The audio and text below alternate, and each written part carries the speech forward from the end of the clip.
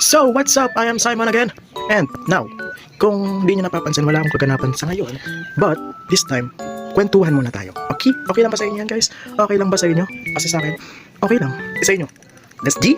Handa na ba kayo makinig sa aking storya? Kahit wala naman tong kinalaman sa buhay ko. Kasi gusto ko lang malaman din nyo yung mga nalalaman ko. Gusto ko lang din siya i-share. So, ganun. Kasi madaldal ako eh. Alam niyo naman. Diba? So, ito muna. Paalam. Ako naman ay handa na mag-share ng mga nalalaman ko about sa lugar natin. At ayun na, naway madagdagan ng kaalaman natin at naway mas mahalin natin kung saan tayo lumaki at saan tayo namumuhay. At kasama na pagiging independent. Ano pa ba? Kasi syempre dito naman tayo lumaki. Although hindi tayo magkakapares ng estado sa buhay, ganun. Pero sana mahalin natin yung lugar kung saan tayo namumuhay. Kasi syempre, part pa rin yun ng pagiging makatao, bukod sa pagiging patriotic or makabansa, makalugar, is part na rin yun ng pagmamahal sa isang bansa. Okay? So, konting trivia, no? Ang San Jose del Monte, in English, is Saint Joseph. Tapos, ayun yun yung San Jose yun, Saint Joseph. Ang Del Monte, ibig sabihin nun, the mountain. Kasi puro tayo, bundok, syempre, the mountain. So, yun lang, konting trivia. Dagdagan ko lang. So, start na tayo, let's go! Ang San Jose del Monte ay matatagpuan sa taas ng Metro Manila.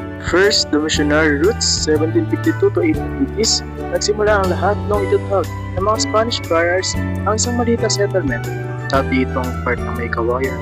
Pero naging separate town noong March 2, 1752. Kaya siya tinawag na San Jose del Monte ay dahil kay Saint Joseph at sa mga maburol na lupa o monte. Second, revolutionary backdrop in 1880s to 1940s, hindi lang basta bundok ang SJDM, it was actually a strategic hideout para sa mga lumalaban para sa kalayaan. Noong panahon ng Hapon, naging base ito ng mga guerrilla forces. It proved na ang geography ng city ay isang natural fortress. Here's the picture of the logo.